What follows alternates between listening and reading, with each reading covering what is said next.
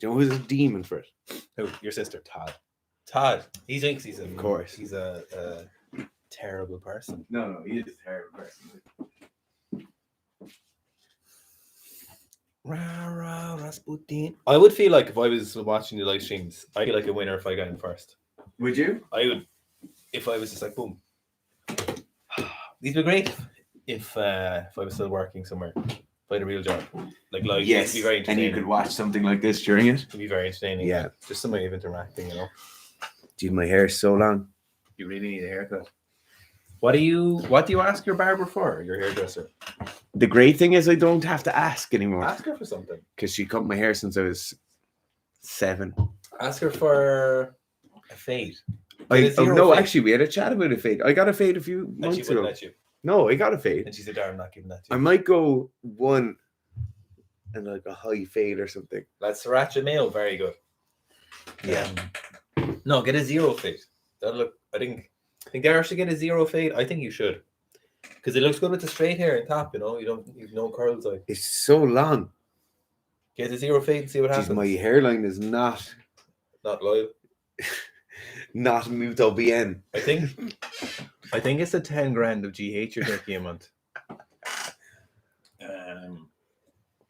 If I had 10 grand a month to spend on GH, do you think I'd be wearing a pennies t-shirt? I think you would, to be honest. You probably would like it. What I really want to do is throw out all my clothes and then have 5 pairs of jeans, 10 Sika strength t-shirts, and 5 hoodies and 5 sweatshirts. I'm slowly just and then hang everything. Joe, like yes. That'd be so pleasing. And then have a little wardrobe for going out clothes. Lads, Seki Sleep is aggressively underway. We're block out the label there. We're aggressively, like, it's getting there. You know, we're just trying to. So the funny story, right? A lot of people might know this unless you listen to the podcast, but Sika Strength was actually originally to be a supplement company. Mm-hmm. Day one, 5 years ago, we started because we were going to sell ZMA. ZMA was the first thing we were going to do. We just, because we liked ZMA so much. Yeah. And everyone gave it to, was like, oh my God, I'm not sleeping like an asshole when I switched to ZMA. But then we went down the route of looking at ketones. And yeah, that was a real rabbit hole. And basically it turns out we just couldn't sell ketones in Ireland because of an antiquated system. As with Ireland, many of the things that kill us is the levels of bureaucracy and their inefficiencies in Ireland. Heaps of money, a lot of very competent people, really competent, hamstrung by ridiculous levels of bureaucracy, and the people working in those bureaucracy with what I can only describe as notions. We basically were told that if the product didn't exist, so if a nutritional product didn't exist in the early 90s, you weren't going to be able to get. It was something like 1989 or 1988. Something mental like that. And the book, they were like, oh, we'll send you over a PDF there and you can have a look through. There'll probably be something in there that's kind of the same. Yeah. And the book was literally this thick. Yeah. And then the book of compliance and stuff was even more weighty. But we just couldn't sell that product. That would still be a great product. Yeah. But we just couldn't. We wouldn't be able to facilitate it. So then we went down the road of here we are, Sika Sleep. So this has been years in the making, if anything, you know. And it won't come in packages like this. But it's it'll be wait till you see lovely packaging. Wait till you see how good it looks. But I'm glad we waited until now because we learned a lot and added some extra stuff. Talked to a lot of people, you know. So it's in our opinion better than ZMA for sleep. Way better, yeah. So Ian said Campbell Toe will walk again. Our buddy Ian Rambo Cambo, who people might know from the vlog, he was there in the vlog. We went to London, wasn't he? Bristol in Italy. Bristol, Italy, and in London. An encyclopedia of random weird knowledge. Encyclopedia of Jiu Jitsu knowledge. To be fair, and weird knowledge. If he had the body to enact Jiu Jitsu, he'd be world champion. If he was in any way athletic, he would be the best Jiu Jitsu player in the world. Yeah. But that guy, who's now living abroad, fell over and dislocated his toe today. No, someone butt scooter landed on his foot. Yeah, butt It scooter. sounds funnier when you say fell over and I think it's funny that a butt scooter got him um because he's a butt scooter. also dislocations don't matter, so I don't get why that's something you text into group chat about. You just pop it back in and it's perfect. I don't think you can do that with toes. You though. can? No, I don't You know. 100% can. I don't know there. It's the exact same as just doing this. Incorrect opinion. Oh, Thomas said congrats. Thank you. Incorrect opinion said congrats on 13, Merit and Daredevil. The names. Have you seen the names in the comments, people? That's so funny. It's funny. So funny. You think you're shouting into a void, but people are listening, which I appreciate. Colin R, who can only assume is some relation to Colin McRae, said, congrats, boys. Any advice on having a coach for the first time? Yes. Loads of advice. Listen to him and try your best. Or her, sorry. Him in Ireland is a pejorative. It means it's like saying lads. It's bisexual, you know. It's literally, it could be either. Listen to the coach, listen to what he's saying, and really listen to it, and do your best to do it. And don't say, "Oh, but I was trying this." If he tells you to do something, you go, "Yes." And another, like, this will lead on from Garf as well, but like, try and do your job as best you can do your job. Like, don't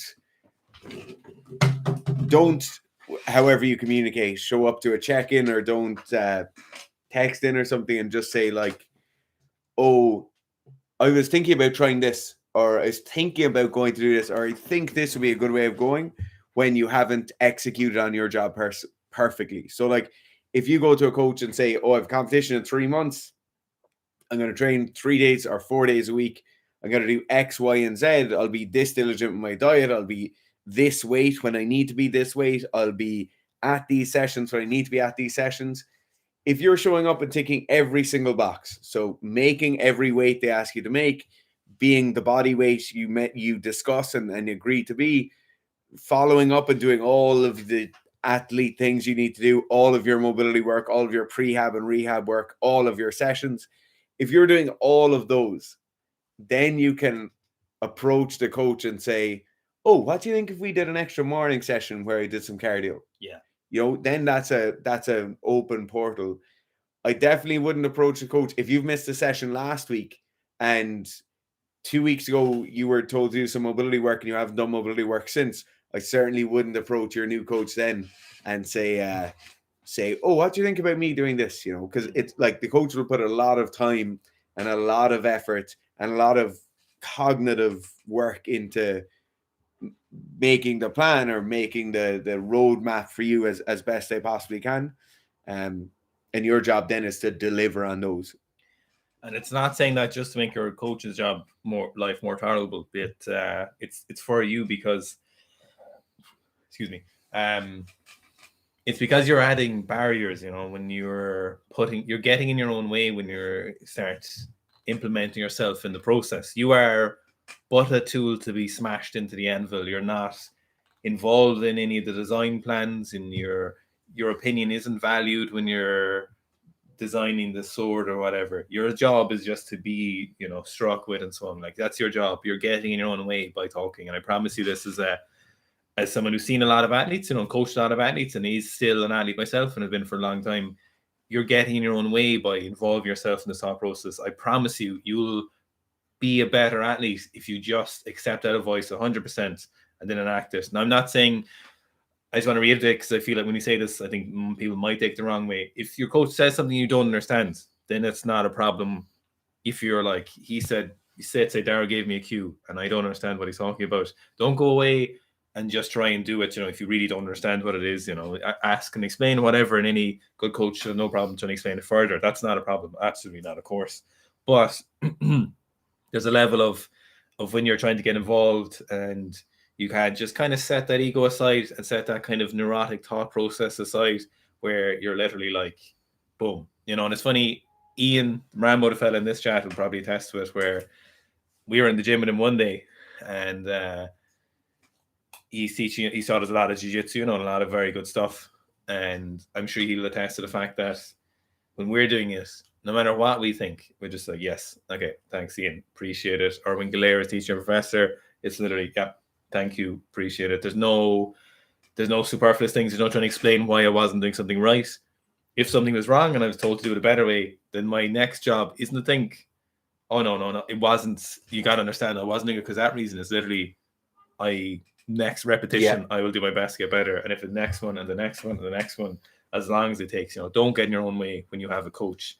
And I think it can be a problem as well, because if you didn't do team sports growing up, or you didn't do other sports growing up where there's a lot of coach involvement, individual or team sports, if you came to weightlifting later in life, for example, maybe, or powerlifting, you mightn't have this kind of ingrained dynamic inside you where it's a case of from the age of 6 to 26, you're just used to someone saying jump and you try your best to jump, and it bodes well for that. A lot of the best athletes are the athletes who think a lot about training and they do a lot, but when their coach tells them to do something, it's literally first and foremost, the first thought isn't try to explain away why they weren't able to do it or add in a layer of excuses. It's literally, okay, I'm going to go do that, 100%. And it benefits people a lot when you get used to that idea of enacting it, because you just have to admit to yourself that coach knows better. That's why I'm trusting them to coach me. And then from there, you just do what the coach says. And I promise you'll have a lot better of a time being coached. I will say just like a final point for me on this is like your job as an athlete is hard enough, but all the things you do as an athlete, there's so many more important things. So a lot of time people will think about like, oh, I'm going to ask, can I change exercise selection? Or I'm going to ask, can I change loading? Maybe I want to go a bit heavier today because I feel good, or maybe I want to go a bit lighter today or whatever. Or strict pressing doesn't work well for me, whereas dumbbell pressing while seated works well for me. Don't worry yourself with any of that stuff. Like, you need to show up to training. Your gear needs to be clean. You need to lift the right weights at the right time. You need to prepare food. You need to make sure you're eating all the food at the correct time. You need to make sure you're hydrated. You need to make sure you're sacrificing things in your life so you get to bed at the right time and get up at the correct time in the morning. All of this stuff around being an athlete is so much more important than the minutiae that's being handled by someone else. So that is it. Really, I can't iterate it enough. And I know Garth has given the disclaimer a number of times now that like this isn't just a like don't question the coach thing. It's literally you need to be a better athlete, and you doing the athlete's job is so important. And it's quite difficult. Like, it's difficult for you to show up 5 times a week or 12 times a week or 15 times a week, do all the sessions, cut all the other stuff out of your life, get your food perfect, get your recovery perfect, make all those sacrifices. It's hard enough. Hopefully you found a coach that you'll trust the plan and you'll go along with the plan. You'll try your best to make the changes rather than looking into this particular area. Naziz says, what's up, dudes? I assume he's referring to the old Budweiser ad. Remember when he used to pick up the phone and be like, what's up? Unless he's like 18 or 19, and then he might have no recollection of that, He also says, by the way, how far is Sikistan from Uzbekistan? Might drop next time I go back to visit the family. So Sikistan is very, very, very, very, very close to Uzbekistan, but we don't share a border. So you have to fly through Ireland to get there, if you get what I mean. It's kind of like airdrop only. Right. Dr. Demographic says, is only me who just felt horrendous secondhand cringe from Liver King getting his pants absolutely pulled down. Usually I'm the person who feel the secondhand embarrassment, like when Dimitri, the Ukrainian lifter, the 102, and he was 94, Dimitri Chumak, tried to bribe WADA officials, and they were just like, no. Normally I get that.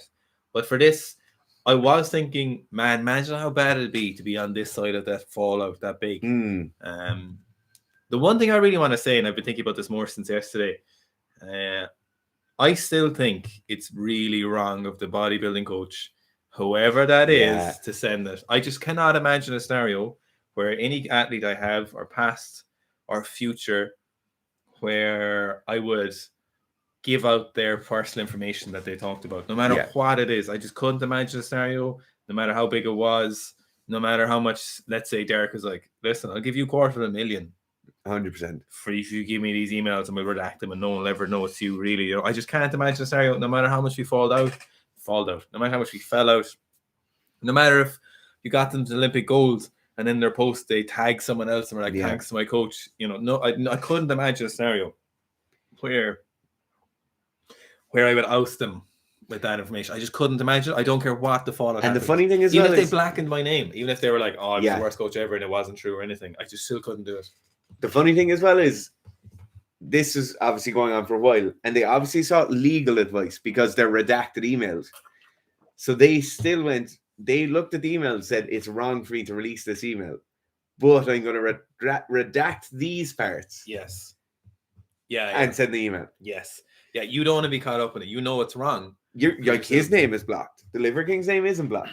From the coach's name is blocked. From Derek's point of view, I'm kind of like, oh, if that came across your desk, but plenty of things have come across our desk, and we haven't made videos about them. So, but obviously, yeah, plenty of things that we'd make great videos about. Oh, some of the stuff come across the desk where juicy goss, but not with the not with that sort of stuff. But in the communities we're involved in, and some of it's very juicy. But no, I just couldn't imagine starting for being that coach where I would send those emails. How did it even come up? You know, you would have to be. You had to breach the trust at some point. If you were like, I think it's money related. Do you coach Liver King? You should be like, who? No, I don't think so. Yeah, not sure. Like the plumber who put the showers and toilets into my gym, our gym. Is the Liver King? No. Oh. He had done a job previously, and he's kind of notorious for this story. He had done a job, not been paid for the job, and he went back into the house and ripped the whole bathroom out of the house. Cheapers. Yeah. Cheapers. Like cost himself a few grand. Yeah. But wasn't getting paid, so tore it out. Right. I understand that. Project Gouter said, congrats, lads. Jack Deller says, the cartoon character wardrobe. That's exactly what I want. I want every single day to be the same. Is that your Jack? No. By the way, so I'll be able to tell my grandchildren I was there when Gert and Dairy hit 30k in Congrats. Thank you. Yeah, Dean says if you're taking 10 G's per month, you wouldn't be wearing any shirts. Dead right. Probably dead true. Right. Probably true. Scott says congrats. Nice. Matt said we're doing well. We are doing well. Yeah. I'm in bits today from Jiu Jitsu. Oliver says, are you planning on doing Jiu Jitsu? I don't know about that. I don't know. So Oliver asks, are you planning on doing a collab with Tashiki? Nobody knows. Maybe. I don't know. A collab with just Tashiki, girl? Or maybe more? Of more than Tashiki. Maybe I was talking to an American yesterday who also might be going over with us. But who knows? Oh my God. Oh wait, going over where with us? Where? I don't know what you're talking about. Oh my God, this is going to be... No. This thing that might happen will be the biggest thing ever. Man, I'm 99.4 kilos right now, but let's say there was a collab happening next summer with Tashiki. This is what your neck would look like. I wouldn't be 99.4 kilos then, Dar. I'll tell you that for much. Just mouth breathing. I don't even have to be worried about the lifts. It would just be, can I squat 315 today? Do you know what I mean?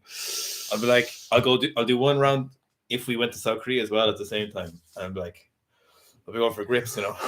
I don't want to get on tapped in. Side control. I'll just be like, you're just so tired as well. And you're dribbling a small because you're so heavy. But I have my I had DOMS for a week. Mild blood pressure. Okay. But no, I don't think we're doing any. Well, no. In the middle of next year, if we were to do it. I wouldn't think so. Philip Sundstrom. Wait, would you guys be interested in seeing that hypothetically? Hypothetically, if that was happening. Yeah. Oh. Ask me about travel plan to that after the live stream or something to discuss. Okay. Philip Sundstrom. Anonymous. If you got like a weird like underground tunnel. My family have a... Oh, I would say where we're going. How would you guys program S&C for a professional skateboarder? So the same way you program for everyone, basically, professional skateboarders, snowboarders, surfers, skiers. A lot of those athletes have the same kind of issues, the same problems that regularly pop up. First place every S&C coach starts with is like, do no harm. That's your main job. Like, you bring them in to do some S&C, make sure you do no harm. Then the next place you look at is a needs analysis or where their deficits lie. Now, for a lot of skateboarders, a lot of board athletes, that lateral movement and your stability from side to side is incredibly important, right? So a lot of them will have knee or ankle issues or knee or ankle previous injuries. You probably start somewhere around there. Then you're looking at just building strength through the midline, unilateral and bilateral strength. So single arm, single leg work, and normal bilateral work, squats, deadlifts, presses, and rows. And that all their programs would look very general then at that point, right? So you start off figuring out a workload you can actually get the athlete to do where they can still train. Maybe they're in an off season. Second place you go to is the needs analysis. Do they need a massive amount of work in somewhere? Do they need to gain weight or lose weight? They need to change their morphology in some way, or do they need to put mass onto a certain area or lose mass from a certain area? And then after that, you kind of fill in the gaps, but it's an interesting circle to have to square, because there is so much, like, the weight thing is obviously massive, but there's also so much previous injuries usually with skateboarders. I would do a bit of balance training as well. Not gonna lie, there was a bit opportunity for that. It's usually funny. It's like disability training is like, that doesn't make sense unless you're standing on a canoe or something. But in these scenarios, if you're standing on a skateboard, like it probably wouldn't hurt. Balance training, it's just the wrong tool applied to the right tool applied to the wrong people.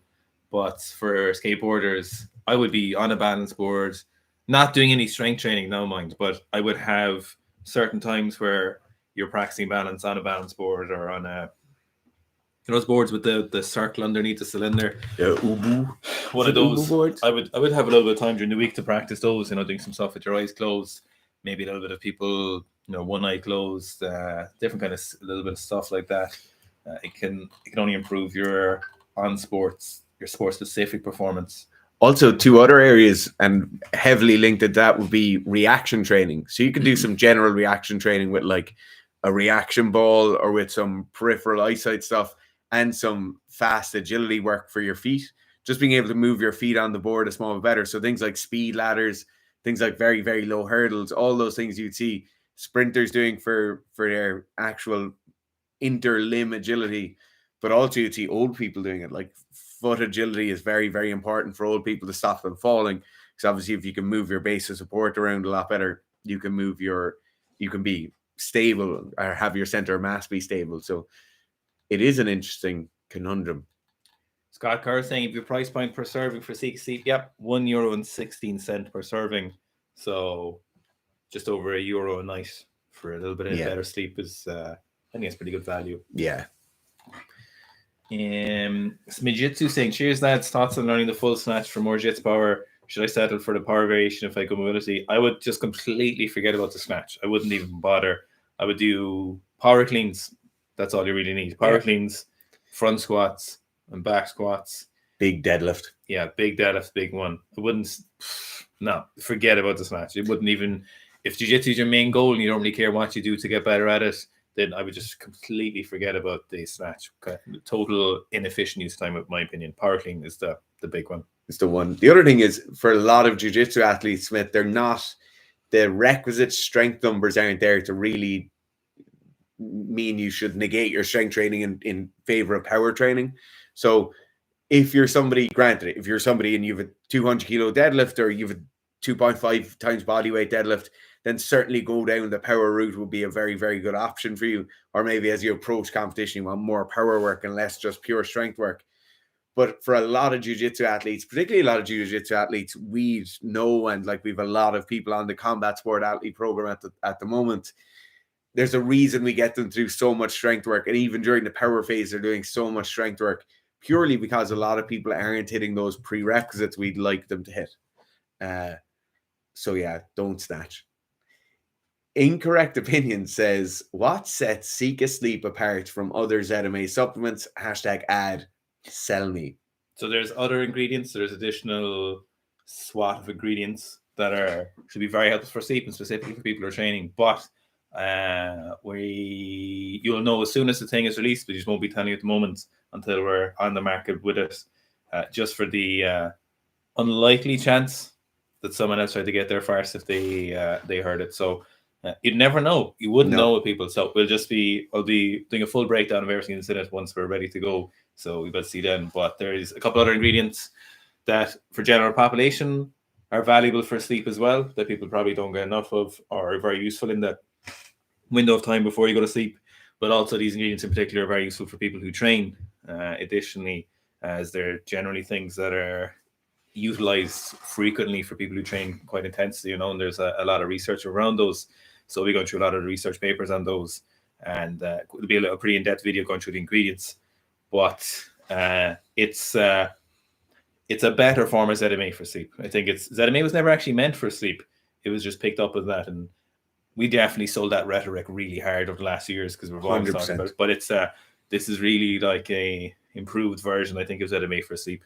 But we won't just keep the ingredients won't be proprietary either. You'll be able to see the ingredients. You'll know exactly what's in there. You'll know exactly what is in there and how much of everything is in there. And and if you wanted in that scenario, you could go yourself and get the ingredients together. Absolutely. But hopefully this will be a bit more convenient. The two other areas, and Gareth actually just mentioned one of them, but the two other areas where it's going to be vastly superior to almost anything else out there is the first thing. It's produced in Ireland, made in Ireland, packaged in Ireland, and it's tested. It'll be tested in a number of third-party labs, every single batch. So it's not just going to be this thing where you can get things made very, very cheaply abroad, and that's not an option we're kind of happy to do. You've obviously seen all the stuff about junk supplements that we've done in the past. You're going to be able to see all of the lab results. You're going to know exactly what's in each package. And then the second point for me is just the convenience of it. You will have the exact thing you need to take every single evening in a single use package. It'll be perfect, very, very easy to deal with on a daily basis. And flavorsome. So the flavor options are we currently have berry, and pretty happy with it. I think I'm happy with it. We just want to. It's funny, flavors. People have their own opinions on flavors, so it's we'll have to. I think between only 1 and 2 flavors for the initial launch, and we'll see how people respond to it. We're going to be selling in 30-day supplies, but what we'll try and do is see if we can do like a 5-day pack sell. So if you're like, oh, let me try this out. To be honest, price point I think is very competitive. It'll be $34.99 for a month's supply, so it's just over €1.16 per serving for night, which I think is quite reasonable and pretty well matched. And one thing I will say in the ingredients is there's no traditional nootropic stuff, nothing that is generally seen as something that is like an anxiety reducer. There's no informal sedatives. It's not melatonin. We really wanted to stay away from that route. So something you could consistently take a lot. Didn't want to go on the route of any kind of herbal remedies or herbal extracts. Things that are just well proven, that are very safe to take, things you can take consistently, and things that are in a full dietary complement would improve your quality of sleep. There's nothing that it's like, people take things like, for example, L-theanine. People use that, and I know someone like Andrew Huberman recommends that, but that's kind of traditionally seen as like a downer, an anxiety reducer. But I don't like that idea behind it for sleep consistently. I don't think it's something to be attaching yourself to. Whereas quality nutrients that support the sleep process, I think, is a better way of going about that, and that's what we want to do with this, as opposed to any particular herbal remedies or things that are not unclear of the effects of them or the long-term effects of them, or, for example, the biological tolerance effect, which happens quite frequently with those herbal inserts, or interventions, such things we wanted to stay away from. So they're dietary nutrients that are vital for living and sleep, and these are just a dosage of them that are effective for sleep in the combination and the timing. We're confident. That's that thing of like the tolerance thing is massive as well, because people will take something, they might take like those drops. I can't think of the name of them now. What drops? Sublingual drop, like an anxiety reducer. Like, is it Miracle Remedy or something along those lines? Daffodil drops. People take them for anxiety. Yeah, but they're also a diuretic. Yeah. So people take something Miracle like that. No, Miracle. It's Miracle something. Yeah, I know exactly the one you're talking about. People take for flights and stuff. Yeah. Yes. So people take those, but the problem is we sleep every day, right? And most of the time people have issues with sleep. People have chronic issues with sleep. And it mightn't be that they have absolutely horrendous sleep or they have full-on insomnia, but their sleep quality might just not be that great. And it's not like it just isn't great once or twice or once a month or something along those lines. Most of the time we need a kind of holistic approach to making sure you have consistent sleep over a long period. And when you take something like those, you do very much build up a tolerance to it. And you're not going to be like, you're not going to drink 500 milliliters of Miracle Remedy or whatever it is some evenings just to try and get yourself off to sleep. And it's the equivalent of like just constantly pumping air into a punctured tire, you know, like we want to try and get you in a place where your sleep is much, much better. This will be nice and consistent, very, very low impact in terms of gastrointestinal distress or anything along those lines. But yeah, like it's, you know, it's like when people use weed to sleep, you know, and they become very dependent on the a blunt or CBD or something before bed, you know. It's not that's a great example. Like and you'll always hear a lot of the experts in regards to sleep are always like, look, right now we can't say there's anything majorly wrong with that, but none of them are in favor of that. You know, they're all very like, I don't think that's a great way, you know. Okay, Anton Lopez says, Owen, you were secretly a power jerker earlier in your career. What made you switch? So I was going to European Juniors in 2013, and I had some injury that I was really sore during split jerking, and it wasn't that far out from the juniors when I remember. So I switched to power jerking. The power jerking was going really well, and so it was kind of close enough to the camp where me and my coach were like, "Oh, look, we'll just keep power jerking. It doesn't seem to cause an issue." It was very inconsistent and not great, but it wasn't. I immediately switched back after the competition. You know, it was just something that I did for a period of time, and you know, valuable information because I know it was not a useful thing to do. You know, the injury quickly cleared up after, but it was just I kept going to power jerk because it was in a reasonable time frame and I put a lot of work into it. I think I made like 2 months out or maybe, and I could have switched back, I'm sure, but we just kind of committed to the power jerk and saw what happened with it. But it wasn't. It's not consistent enough, and it wasn't the way really. Pablo just received his t-shirt. That's great to hear. I hope you like it. Mats says butt scooter ? And he says, is it on Top Chat? No, you're on Top Chat. I'm on live chat. I'm on Top Chat. Butt scooter in Jiu Jitsu is somebody who won't stand up and go for takedowns. They'll just sit down immediately and try and pull you down to them. And they scoot across the mat on their butt. I would you judge butt scooters, you know? Heavily. Butt scooters and leg lockers are judged. Yeah. Gianpaolo Uribe says behind the neck versus normal overhead press, pros, cons, uses. So for me, everyone starts with barbell strict press in front of the neck, and they work on that most of the year round. There's cases where you'll then move on to something different. So you might move to a seated strict press in front. You might move to a snatch grip or a wider grip press behind, or you might move to a narrower grip behind the neck press. The main reason I move athletes over, the first one is that I move them over for stability overhead in their snatch. So a lot of people might have big, strong legs and very, very weak upper bodies. A lot of us amateur weightlifters kind of fall into that bracket where you neglect the actual strength training and then you have little to no stability overhead. In that case, concurrently, people will strict press in front of the neck and they'll press with a wider grip behind for that added strength work and also the added stability work of having a wider grip and holding a barbell overhead. Now, there's other times where you might get someone pressing with not a snatch width grip behind the neck. A lot of time people will have less aggravation through the shoulders if they press with a kind of middling grip here than they will if they have a very restricted front rack position. So in that case, it can work quite well. Also, a lot of time if people are doing a lot of jerks, so I like people to jerk 3 times a week if they're running up to competition and say they're training 4 or 5 times per week.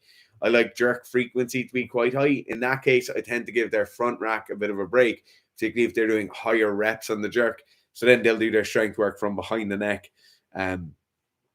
It just gives those elbows a small bit more of a break. That elbow angle, particularly external rotation about the elbow, is an awful lot less when you bring the barbell down behind the neck. So that's why I like to do it. For throwers, for rugby players, for athletes in general, just big, strong people, I like push presses behind the neck. The push press for a lot of bigger people is very restrictive if you're not a barbell athlete or a strength athlete. When you're trying to strict press something and you dip down, a lot of the time that barbell is floating above your chest, and that's not a good position to produce a lot of force. Whereas when you put the barbell on your back, You can just sit it up there in your traps, dip and drive, it'll stay there, and then slam it overhead, nice and easy. So that it's a lower barrier for entry in the power movements when you start doing power jerks or when you start doing push presses for bigger and non-strength sport athletes. Erica saying congrats on 30k. Thank you, Erica. Thank you.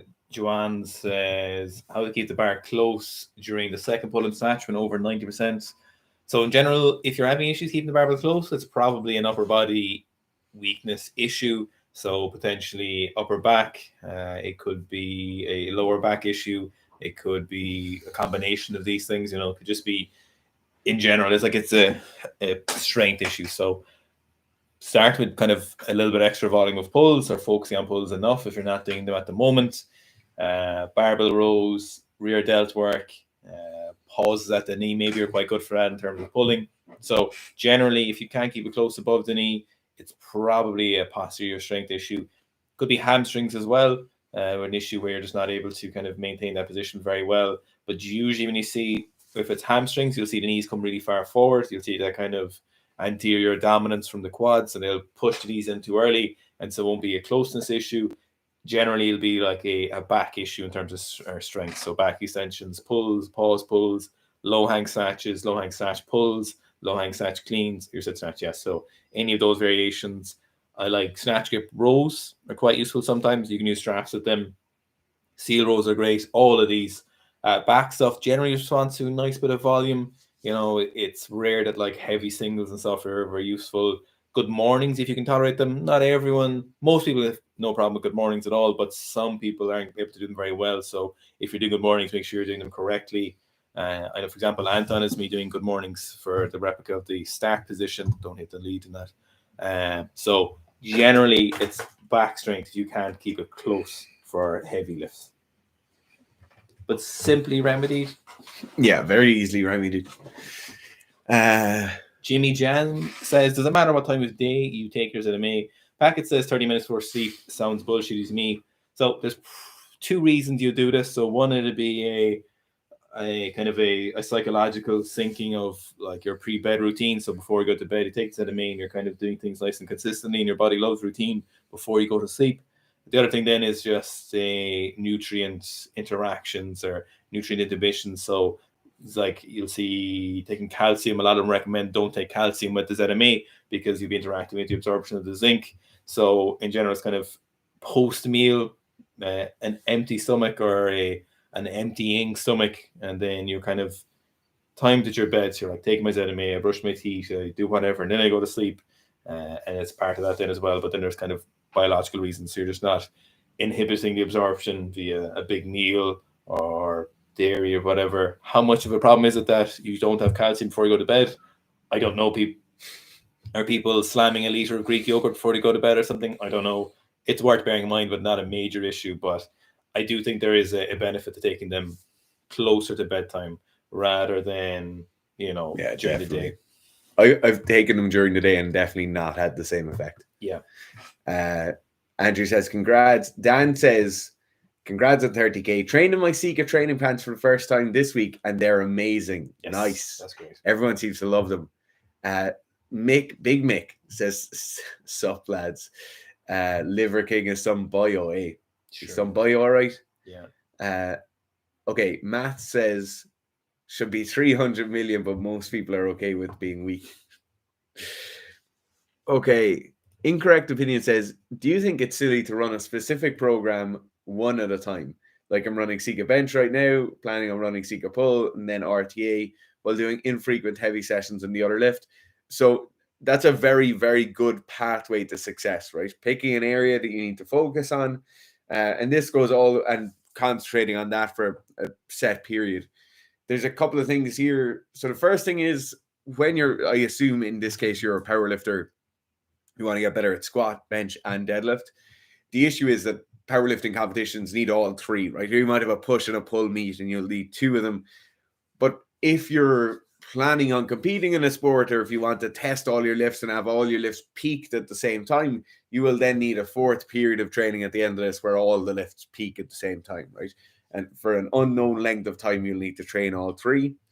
This way is certainly the best way of getting those individual boats to rise individually as you go. And it's the way I like most powerlifting athletes to be, right? They'll really focus on one or two areas of their game, and then they'll focus on something else, and they'll focus on something else.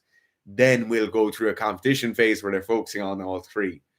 The big issue here is when you say, then the RTA while doing infrequent heavy set singles in the other lift. That's the worst way of going about it.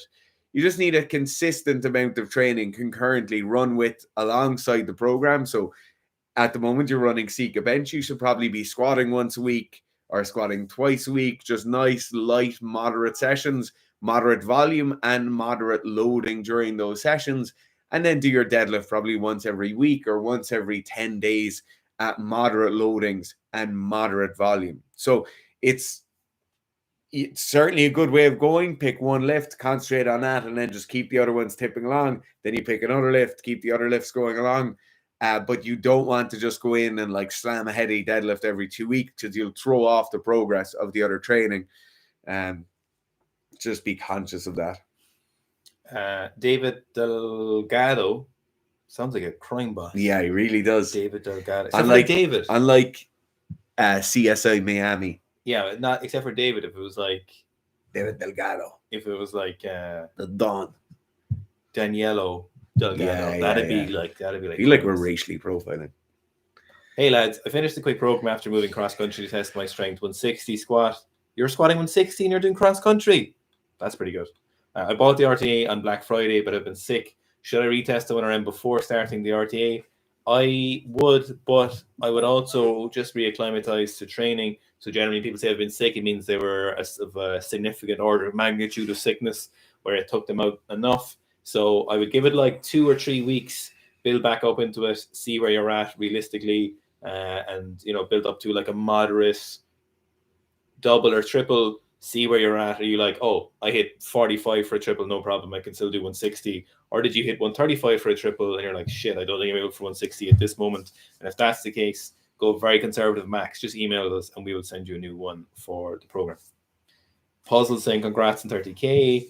Pavel said, question for fights, Patrick. Any tactics to separate in your mind times for learning, working out, relaxing, socializing, etc.? He also says to get the type of focus necessary for those activities. Yeah, there's loads of tactics you can do. The big thing before we look at any tactic or any intervention or anything along those lines is you need to look at the emotional or psychological toll of each of these, right? So for some people, working out has a massive psychological influence, right? It might allow them to feel less stressed, less anxiety, more relaxed. It might really induce a lot of anxiety where someone is worried about the training session. They might be thinking about training all the time and it takes up a large cognitive load. Or it might be something like a combat sport where you're completely and utterly cognitively tied into that activity, right? There's multiple things.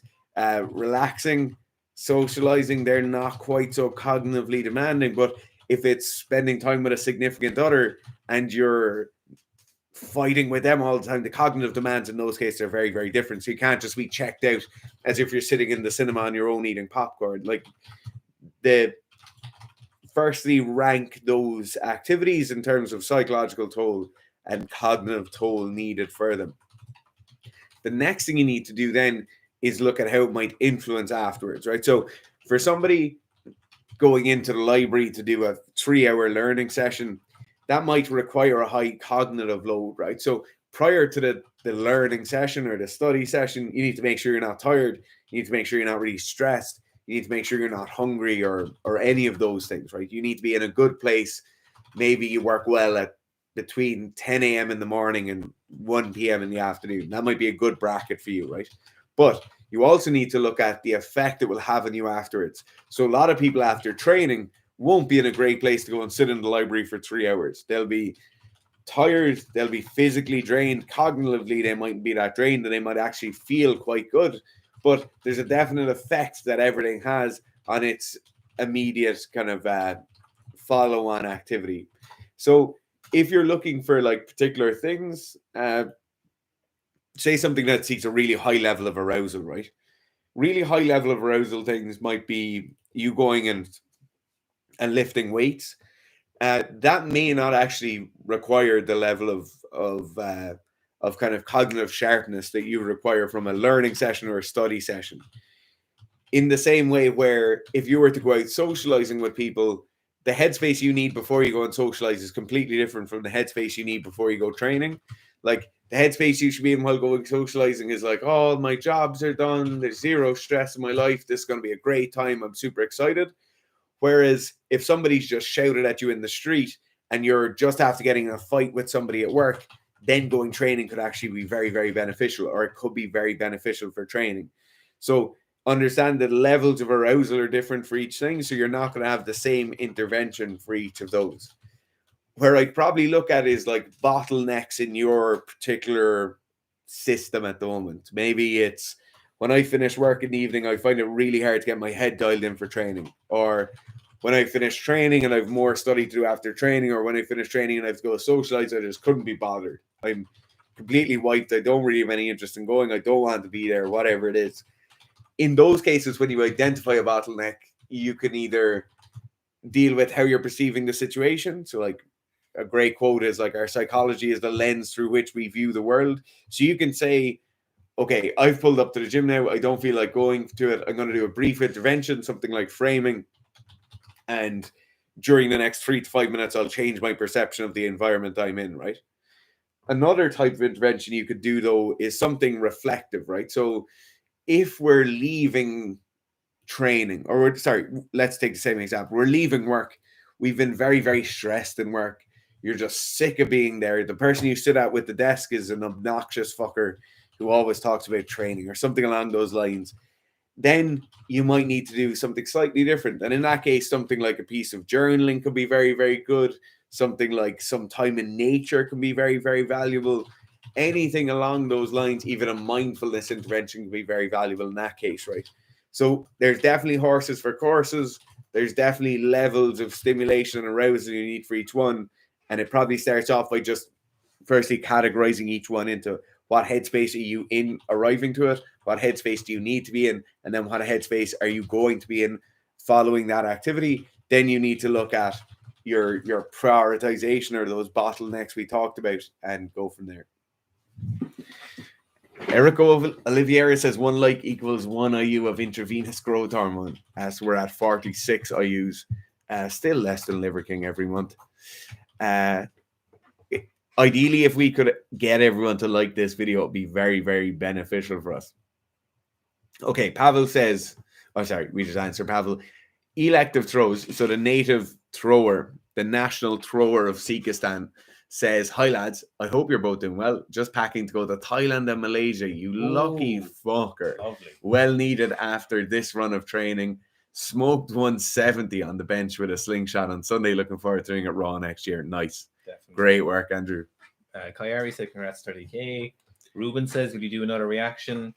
Our editor Alex has with him at this very moment Wednesdays in Kazakhstan right now. The proverbial bun is in the proverbial oven. 50 minutes. There was a lot of Wednesdays. I got a nice few Wednesdays together. So it's a good nearly an hour reaction. Yeah. Okay. Elective Throw says, saw some literature about 20 to 30 minutes of cardio 2 to 3 times a week can increase blood vessel volume to improve recovery process at multiple levels. What do you think? Yeah, so you really have to look at the project group, right? Like if you're getting, so most studies are done with college students because college students have nothing else to do except be in studies and get a small amount of money from it. Like you can't, it's very, very rare you'll get like an exercise study done with 50 professional athletes because those professional athletes have exercise to do every day, right? So in the case of somebody who's non-trained and they're doing 20 to 30 minutes of cardio 2 to 3 times a week, angiogenesis will certainly happen, right? Their blood volume or blood vessel volume in this case will undoubtedly increase because it's one of the main things that will happen when we do cardiovascular exercise. The pump will get bigger, the pump will get stronger, the liquid we move around will get thicker and better at moving oxygen, and the roadmap of blood vessels and arteries will get bigger and more extensive, right? So angiogenesis, that growing of blood vessel or blood holding tissues, will certainly occur. In terms of that, improving the recovery process is the real thing here, right? So certainly if you have a non-trained group, or maybe a group like a group of powerlifters and weightlifters who may not have a massive amount of angiogenesis going on, or they might have great just cardiovascular health or cardiovascular outputs in general, then it will certainly help. But for somebody who's quite fit and quite strong, and like, so Andrew, in your case, if you're doing 400s and 800s and stuff like that, it's unlikely something like that of a bit of extra cardio every week will increase blood vessel volume and therefore increase recovery.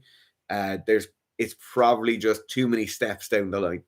I think as well, when you look at a lot of the recovery research, they'll sometimes look at variables or outcomes that are not necessarily a good indicator of what recovery really means. So you might look at something like, we know a recovery cycle or cardio will improve DOMS, but DOMS reduction in perception of DOMS doesn't necessarily indicate any actual improvement in performance or an impact in performance. A lot of times the impact of DOMS can be quite psychological. So physiologically, they mightn't impact an individual in their performance. So reducing DOMS doesn't necessarily guarantee a lineup, or even not even necessarily doesn't really give you any good kind of percentage value in saying that, oh, so we've reduced DOMS through some activity, therefore we can say that the recovery has been sped up. No, we just reduced the perception of DOMS, but do we know for sure what the physiological mechanism that's causing those DOMS has sped up? They're not quite sure even what the pain from DOMS is coming from exercise, so it's definitively causing the pain there.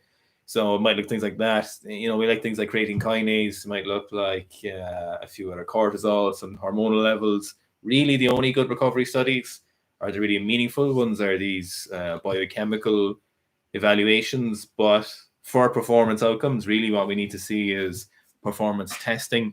And I don't mean things like mid-thigh isometric pulls or force output. They're okay, but when it comes to a meaningful fashion, when it comes to what was my squat, what was my deadlift, did I perform correctly? Are we talking about sprinting? Can I do my 400 time? Am I within a percentage of my sprinting time that allows me to significantly say that this variable is dependent on the day rather than how recovered I am? So if I sprinted within 4.5% of my best 400 time, then can I confidently say that the recovery sped up, as opposed to if I didn't do these recovery cycles, am I within 15% of my best 400 times? So there's a couple of different things and variables related to that where, let's say if you did take even the mid-thigh isometric pull as a performance indicator, you don't have a lot of balance involved in that. You don't have a lot of perception. You don't have the technique of the lifts, which might be involved. For example, the mid-thigh isometric pull, you just put on your straps and you pull as hard as you can.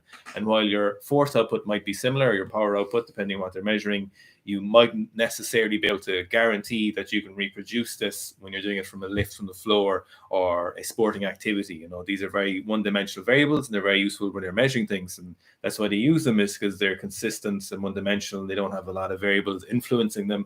But when you're trying to translate this to real-world application and look at what actually recovers, you have to be this nitpicky in regards to study design, because it's too easy just to put out a study and say, listen, this recovery is improved. Look, we've got reduction in perception of DOMS. How would you even really measure perception of DOMS? We either have DOMS, we don't have DOMS. How would you decide on a 10% meaningful increase? Because there's nothing you're going to do for recovery that's going to take you from DOMS to no DOMS. There's nothing going to happen like that. It's too much involved. And I did 2 videos recently on recovery, and as of yet, there's no real meaningful thing that can speed up your recovery other than gear. And outside of gear, if it does speed up your recovery, it has a negative impact on your adaptation in general. So you can't have your cake and eat it in that regard. And even in that, there's 1 or 2 very good muscle physiologists who are talking about that while the reduction in inflammation isn't even that meaningful when it comes to cryotherapy, for example, or colds. And while you might see some difference in markers from the inflammation, you still have the inflammation process still going. And it might not even impact your ability to adapt to training, but it might not also reduce your recovery either. So you're actually getting nothing. You're not getting a short-term relief from training, or you're not impacting your ability to adapt to training. So there's a lot to them. Ultimately, I'd say there's nothing yet other than steroids, good old-fashioned performance enhancing drugs. And intelligent programming. Or just $15,000 of growth hormone a month. Just a brief little add-on to what Gareth is saying there, like for a long time, and I'm talking about for like 40 years of exercise science research, the link between lactic acid, amount of lactic present or lactate present in the muscle after exercise was thought to be predictive or be in some way linked to the amount of DOMS you'll have. That was good science for a long time, for longer than most of us are happy to ever talk about. That was thought to be true, right? You'd prick Owen's bicep, take a blood sample. That's how sore he's going to be tomorrow. You then, or multiple studies, multiple different designs. Then in the late 80s or early 90s, they started to break down that link between lactic or lactate and the DOMS that are there. So now all the modern studies that are being done, you just always have to view it with a pinch of salt of like, whatever the marker is going to be, a qualitative analysis of DOMS. Is that valid? Does the person's mood matter? Does the amount of sleep that they got last night matter? Does everything else going on in their life matter, depending on how sore that DOM is this morning when you ask them to test it or when you ask them about it? And it is just like, with measures like this of like increasing recovery, you were getting people putting out really good research, really well-written papers with massive groups of people, good ecologically valid study designs, looking at lactate that doesn't even correlate across. You know, it's like seeing if a car is being more fuel efficient by measuring how hard the driver is breathing as they're driving. You know, it's you just always have to be super cognizant of that like everybody fucks up. Everybody, like, research builds on top of research, and now suddenly you've got a whole thing where lactic acid isn't important, or sorry, it still is important, but in terms of recovery and DOMS and stuff, it now appears to not be, since the early 90s, not be a thing. We pick a few questions.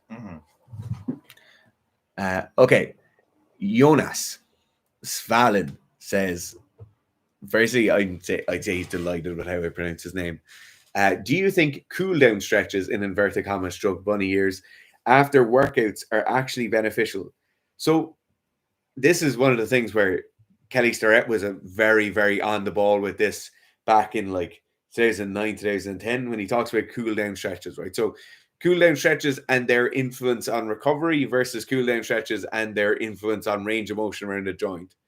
So if I've just done a load of bicep curls and I've broken down that muscle and I've 800,000 micro tears in that muscle group, right?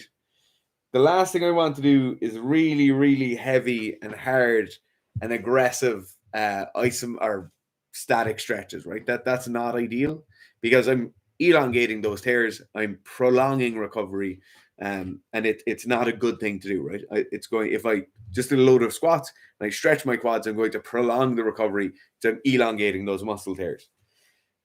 But if my quads are tight, or my calves are tight, or my bicep is tight, and I've just done a load of work with it, and I've just elongated those muscle tears, then now the muscle is really warm and really hot. All that synovial fluid around the joints and everything is pumped up and ready to go. Now I can sit into these big, long, heavy, hard stretches that are going to elongate those micro tears. They'll hopefully allow that muscle to be slightly longer, although we don't know if that's the case. But that is a great time to stretch. So if you've just finished your weightlifting session and you've shite ankle mobility or tight quads or whatever, it's a great time to sit into a stretch. If your main aim is increase in range of motion or increase in mobility, right? It mightn't be the best case if you're a 400-meter runner, you just did loads of capacity runs on the track, and now you're going to do some 2-minute long static stretching holds. That's probably not the best thing for your recovery per se, but it might be the best thing for your range of motion. Nick is asking, Garth seems you forsaken your spiders. What specifics do you purr about the rounds by comparison?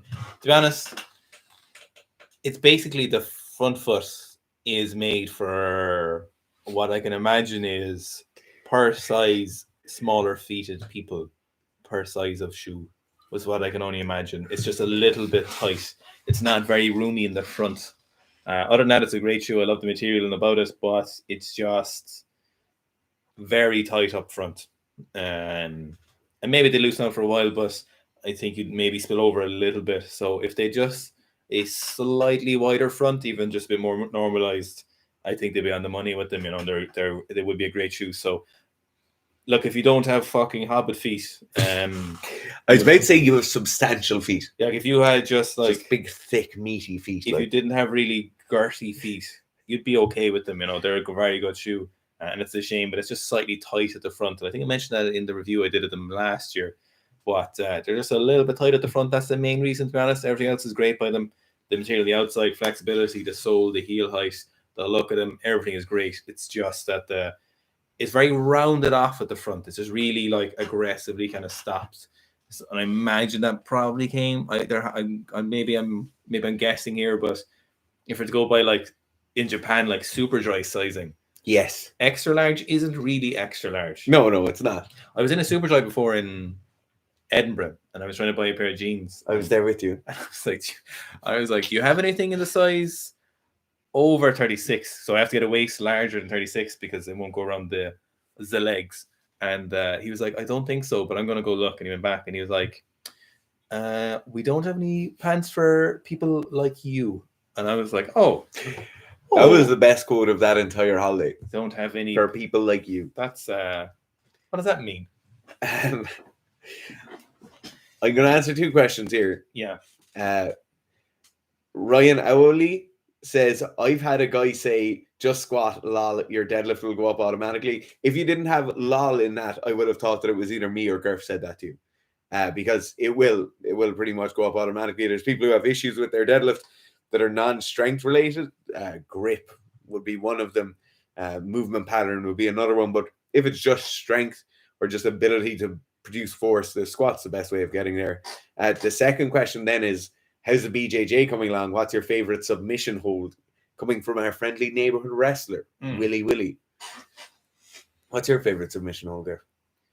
I like ankle locks, bow and arrows, omoplatas, and arm in triangle are my... You're a demon for the footlocks. I love them. Demon for it. You just can't get out of them once you get in them, like, you know. I love them. It's what I hate most about you. Dara thinks you're a cheater if you use ankle locks, but I just... How can I not use all of my lats, you know? Mine is definitely... And it puts the fear of God in people when they pull guard against you, you know? Yeah. Mine is from half guard, going for a cross collar choke and really putting a lot of pressure on with the underhook on the far side.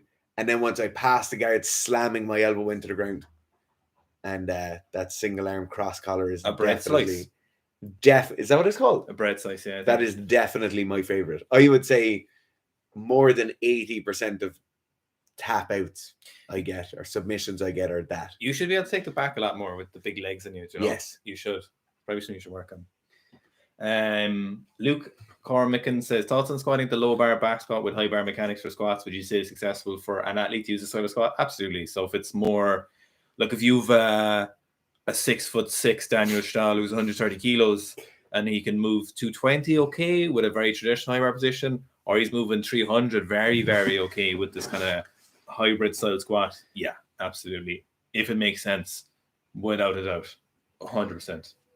Generic username, even though he spells username with two S's, which means it's non-generic, you know. Username says, thoughts on building work capacity back after COVID. So I think I counted last year, I had around 17 athletes go out with COVID over the course of the last couple of years.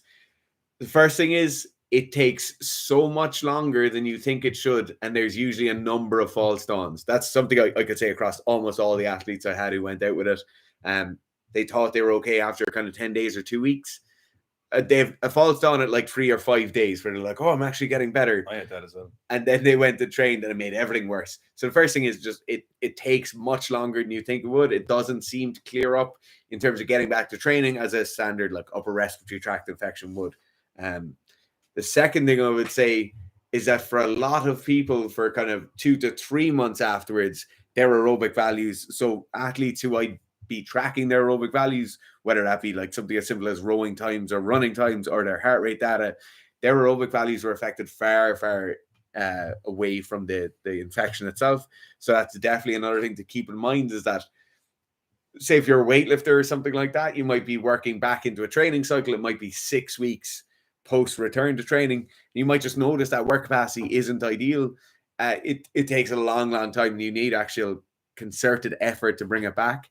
So I would certainly say very low level, and like for this, stationary bike, or like stationary bike is the best. It's better than an air bike or a rowing machine or a ski erg, because the impact is so much less. But stationary bike every day, 25-30 minutes, just nice and slow stationary bike, just kind of conversational pace, read your emails while you're on it. That's definitely what I'd say. Where's it gone? Fuck. Oh, incorrect opinion saying, when's the Sika TRT clinic coming? Do you know what? If we met the right doctor, who wanted help setting up at the right point in Sika's strengths, business, career, it's not out of the question. Jesus, they seem to be massively profitable. And I like the stuff they're doing. I like the way functional medicine is going, because it's done by actual doctors who are like more engaged. There's a really interesting thing they're doing in some communities in America. I'm not sure how many, but everyone pays a subscription. And there's a certain number of people involved. And like, I think the average in America is something like 50 minutes you get with your primary care. What do they call them in America? Primary healthcare provider? No. What's the name? Physician. No, but what's the acronym they put on it? MD. No, you fucking... No. Instead of, we call them GPs here, but they call them your... Oh, there's a name for it. The Americans, what do you call like your family doctor? There's a name for that. But they do a thing where they have like 500 people in the community. Someone says PCP? No. PCM, no. Primary care, no. There's a name. There's something that was the tip of the tongue. There's oh, it's there. Oh my god, this is really annoying me. No, there's like an acronym they use. You'll know it as soon as you hear it. YOB, YO, what's that? That's when you're having a baby. No, is there a different one? Maybe they're saying primary care physician. Yeah. Anyway, so there's like a community. You might have 5% of the community. The doctor won't take any more than this. It's like a subscription service. Everyone pays like $50 a month, $100 a month, whatever. Far cheaper than American health insurance is per month. Guaranteed to get seen. You get like massive discounts on the prescriptions if you need them, stuff like that. And I love that model, because and then you build up a repertoire with that. And Dara from the age of like 10 to 20, or from Dara in his 20s, and Dara comes in, he's these problems, and then you work, and you're like, Dara comes to you, like, hey, I was reading this thing and these guys tried that. And then the doctor goes, you know what, I'll go check that, because I've got time and I can think about Dara's problem, and I'll go read and see what that makes sense for Dara. I love the idea of that, and there's 1 or 2 clinics in Ireland, like not like that model at the moment. They're similar, but I like the idea, and it would be something, if the right opportunity came up down south for someone, then I'd be really interested in something like that. But that's not a plan in the near future. That would be something that would happen if it was like, oh, this could work here with someone like that, but wouldn't be chasing it down right now. There's too much else to do. One of the... Bring your old Bolden on. I saw that. One of the functional medicine CrossFitter people, is it Julie Fouché? Yes. Was on a podcast, and she was doing like a residency in one of those. I might be getting this mixed up, but in one of those family medicine places. Very, very interesting. And I'm not talking about the way some TRT clinics are gone, for example, in the US, where it's literally like very clearly just a drug dealer, where you're just getting TRT and peptides. Oh, it's low testosterone. Yeah, I don't like that. I like that it's there for people.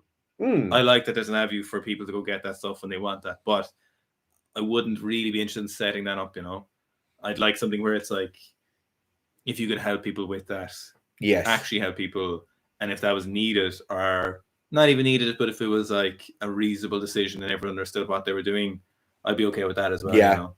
But it's interesting. David Delgado, our native Miami crime boss, just commented and said, like, that kind of service is great until you need higher care, because everything after that is a la carte. I could certainly see something where you have a paid subscription model with health insurance stacked on top, and then you go into private healthcare after that. I think the thing with that though is if you're with someone long enough and you develop a good enough relationship and you're doing regular stuff, you'd preempt a lot of that stuff. Yes. Like I would think you'd head a lot of that stuff up if everyone could work to stay healthier. You know, if you can stay in a position where everyone's operating better, taking better care of themselves, you'd preempt a lot of those things, you know, and you'd probably eliminate a lot of them until you get to emergency things where it's like, the acute injury care. Acute injury care. Obviously, that couldn't be something you could do, but a lot of those other things like obesity-related diseases, potentially heart diseases, maybe even autoimmune diseases, stuff like that, where you get someone who is really well-rounded and can try a lot of stuff, you know. I think the a la carte specific individual thing, I think a lot of people, a lot of, you know, therapists and practitioners I've talked in the recent years have kind of would agree that like in certain cases are far too specified, you know, because let's say you have a skin issue, but your skin issue might be caused by gut dysbiosis or something, you know, and treating it with a topical anti-inflammatory will reduce the symptoms, but it's not going to correct, for example, your gut dysbiosis or whatever, or, you know, your I don't know, whatever, you know, that are specific to that area, but the source is unrelated. Willy, our neighborhood wrestler, thinks the acronym is FMO. I think I was thinking by OBGYN. I think that's a bring your own. That's a OBGYN. That's a. Is it? That's maybe? Don't say what you're going to say. You're not. You're not super poetic with words sometimes. I am very clunky with my language sometimes. Okay, Hotoboto Tubo, nailed it. For someone looking to get into weightlifting, coming from powerlifting, what should I be looking for in a coach? Should I be looking at a qualification, steering away from CrossFitters, etc.? So a lot of the time, like people are like, oh, stay away from the coach or CrossFit gym. And a lot of the time you'll go to like a local weightlifting club and they'll be like, oh, you learn weightlifting in a CrossFit gym, you know. Like there's a lot of people who were at the Olympics in Tokyo who started weightlifting in a CrossFit gym. So I really wouldn't. The CrossFit thing is madness, you know, that people are like, oh, they lifted or they coached in a CrossFit gym. I think the big thing is if your bullshit meter is going off. If your bullshit meter is going off, like you should have some level of qualification as well. Like there should just be a piece of paper there that means that person can run a class or coach in a gym and be insured to do it. Like if somebody won't go and just spend the weekend and do the course, there's something wrong there, you know, where someone's like, no, that's not how I coach weightlifting, so I won't. Like you can go to a level 1 course, no matter how qualified and experienced you are or how many people you've coached, you can go to a level 1 coach and toe that line and just get your cert and piece of paper at the end of the day. So there should be some level of qualification there. A big thing for me would just be like that they're actually knowledgeable about the movements. Like it's not somebody who kind of did the lifts themselves for something else. Like make sure they understand the snatch, understand the clean and jerk, and then obviously the bullshit meter if they're getting you to do banded snatches on your second day or something like that. For weightlifting, powerlifting, before I'd been like maybe, but now you have to have some intense training done yourself. I actually would just put that carte blanche. Like there's just nothing. There's no way. I've seen too many coaches who coach weightlifting and are fucking shit. Who are like just pure dog piss. Like we're talking like 60 kilo snatches and a 70 kilo clean and jerk or something like that, or 80. You know, and they've been training for 10 years. I just no time for it. And I've seen the people they coach, and I've seen them coaching, and I've talked about lifting. So I've actually just flat out, if you're a powerlifting coach, can't squat 500 pounds, he's not going to get you to a 400 kilo deadlift or a 300 kilo deadlift or something. I just don't think he is, like, unless he was like 60 kilos, right? I know, you know, but like you have to train yourself. Yeah, they have to have a base in sport because they have to have done sessions. Like no one goes to, for example, Jiu Jitsu or wrestling and doesn't go to a black belt, or someone who's doing wrestling for years. You wouldn't learn someone who's like, I just really like wrestling. Imagine a rugby coach who had never played rugby. Yeah, you'd never do that. You'd never ever do that. I don't know why weightlifting and powerlifting kind of get that pass. Now, that's obviously not to say, just a disclaimer, that it's not like, oh, the best athletes make the best coaches. No. You just have to have trained hard and gotten somewhere reasonable yourself, you know, somewhere reasonable. The yeah, like, so GA in Ireland is massive. That suite of sports are our national sport, like hurling, football, wall ball, rounders. That group of Gaelic sports is massive. And there's a lot of money put into those sports. And Cork have one of the biggest teams, as they're the biggest county in Ireland. We have a large population, and those teams tended to do well up until a few years ago. And their essence, like, they used to train in a facility where I used to coach. And the S&C coach they brought in was a physiotherapist. And it is the worst S&C work I'd ever seen across the board. I was 19 or 20 doing an internship in that facility and saw the coaching, and across the board, I've seen hundreds of coaches since in all levels of sport. I have never to this day seen anything worse than what they were being made to do by that coach. Yeah, it's you gotta have some of it done, you know. Like, and like, I think jiu-jitsu is a really good one, because you're just like, you can fucking fake it a little bit with like weightlifting and powerlifting, because there's not simple movements, but there's limited variables, and then you can start bullshitting for a while. 100%. But you can't start bullshitting with like jiu-jitsu or something. So there's just no way you would get coached by someone who isn't on the money, you know. So. Also, I think from a buy-in point of view, like a psychological buy-in point of view, weightlifting is a fucking grueling, terrible sport to do. Like, you're training on your own all the time. Most of the sessions are pretty painful. You're going to be incredibly neurotic afterwards. It's a tough sport to do. It's not like if you go rock climbing's fun, right? You do hard sessions in rock climbing, it's still fun. You're still achieving something. Competitive weightlifting is a very difficult sport when you're training at it. Psychologically and physiologically, it's difficult. And then if the person who's prescribing all your work has never really trained, like, they don't have to be currently training. If you have a coach who's 50 years old, they don't have to be training right now, but they have to have walked the walk to a certain extent. Okay, I think. Oh, so for anyone wondering about World's commentary, it just popped into my brain the other day that I realized that Bogota is like 5 hours behind Ireland, and typically the best sessions are on at like 7 o'clock in the evening, so it'll be like midnight, 1 o'clock Irish time. So what we will do is the next day on some of the good sessions, we will do a commentary on them.